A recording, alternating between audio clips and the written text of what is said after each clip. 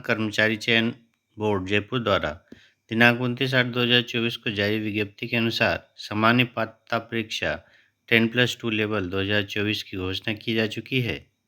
इस विज्ञप्ति के अंतर्गत कुल 12 तरह के पोस्ट शामिल किए गए हैं। इसके अंतर्गत राजस्थान वन अधीक्षक सेवा यानी वनपाल, राजस्थान अल्पसंख्यक मामलात अध्यक्ष अधीनस्थ सेवा यानी छात्रावास अधीक्षक के पद हैं।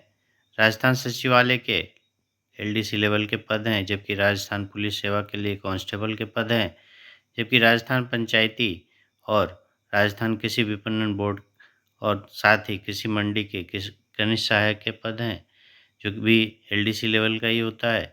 माध्यमिक शिक्षा बोर्ड में भी एलडीसी ग्रेड 2 के पद हैं और राजस्थान प्रदूषण नियंत्रण बोर्ड में कनिष्ठ सहायक के पद निर्धारित किए गए हैं।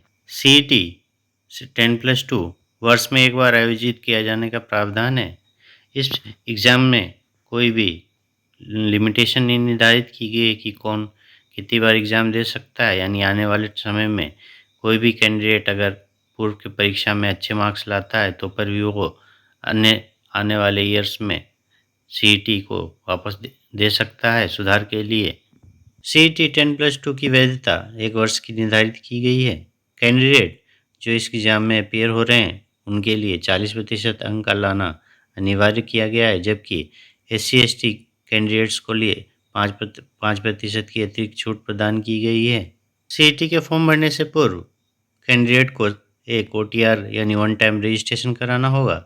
इसके अंतर्गत वन टाइम रजिस्ट्रेशन की प्रक्रिया के अंतर्गत कैंडिडेट को लाइव फ़ोटो खींचना है, जिसका बैकग्राउंड वाइट होना चाहिए। साथ ही एक फ़ोटो भी अपलोड करना होगा जो कि नवीनतम होना चाहिए। वन टाइम रजिस्ट्रेशन में कैंडिडेट को स्वयं उपस्थित होना है, साथ ही एक डिक्लेरेशन फॉर्म भरना है। डिक्लेरेशन फॉर्म के इसके अंतर्गत हिंदी और इंग्लिश में दोनों ही डिक्लेरेशन लिखनी है और उसमें सिग्नेचर करना होगा। कैंडिडेट को ये ध्यान रखना चाहिए कि जो मार्कशीट में नाम, पिताजी का नाम, डेट ऑफ बर्थ डिटेल्स है वो आधार कार्ड से मैच होना चाहिए।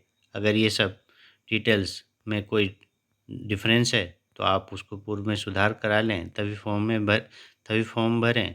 किसी प्रकार की गलती बाद में परीक्षा में बार किया जा सकता है उस कैंडिडेट को और फॉर्म भी नहीं भरा जा सकता है। इस प्रकार सलाह दी जाती है कि कैंडिडेट को इस प्रकार की त्रुटि पूर्व में ही सही कर लें, उसके पश्चात ही फॉर्म भरें। उत्कृष्ट खिलाड़ियों के लिए इस विज्ञप्ति के अनुसार 2% की अतिरिक्त छूट दी होगी। इसके अंतर्गत ऐसे कैंडिडेट जो नेशनल में या नेशनल पार्टिसिपेट हैं वो इस फॉर्म को में 2% की छूट प्रदान ले सकते हैं। SGFI, एशियन गेम्स, अन्य नेशनल गेम्स के अंतर्गत जो भी कैंडिडेट हैं वो इस फॉर्म को भरें। फीस के तौर पे कैंडिडेट से जनरल और OBC कैंडिडेट से 600 रुपये, जबकि अन्य सभी कैंडिडेट से 400 रुपये की फ़ीस ली जाएगी।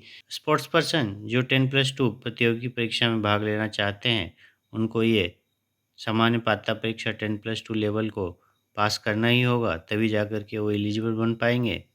शैक्षणिक योग्यता के अंतर्गत कैंडिडेट को 10+2 पास होना चाहिए या फिर उसी लेवल का अन्य कोई कोर्स पास होना चाहिए।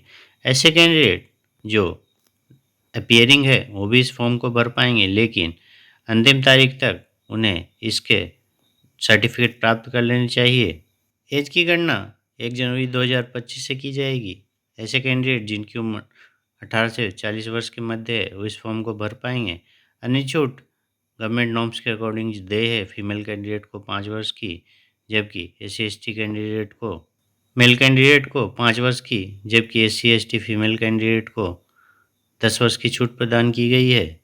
फॉर्म भरने की प्रारंभिक तारीख 2 सितंबर 2024, जबकि अंतिम तारीख 1 अक्टूबर 2024 निर्धारित की गई है। कैंडिडेट को सलाह दी जाती है कि वो अंतिम डेट की प्रतीक्षा न करें और फॉर्म शीघ्र भराएं, क्योंकि ग्रेजुएशन लेवल की भी तारीख नहीं बढ़ने की सलाह दी गई है। कैंडिडेट के द्वारा अगर आपके फॉर्म में किसी प्रकार की त्रुटि कर दी जाती है तो बोर्ड को द्वारा एक समय निर्धारित किया गया है, जो कि अंतिम दिनांक के पश्चात 7 दिन का समय दिया जाता है। उसके अंतर्गत आपको 300 रुपये की फ़ीस पे करके आपके फॉर्म में संशोधन करने की अपेक्षा की जाती है। विस्तृत विवरण के लिए आप राजस्थानी कर्मचारी चयन बोर्ड जयपुर की वेबसाइट RSMSSB या फिर डिस्क्रिप्शन में दिए गए लिंक के माध्यम से आप विज्ञप्ति डाउनलोड कर सकते हैं और विज्ञप्ति से संबंधित विस्तृत जानकारी प्राप्त कर सकते हैं और फॉर्म भर सकते हैं। धन्यवाद।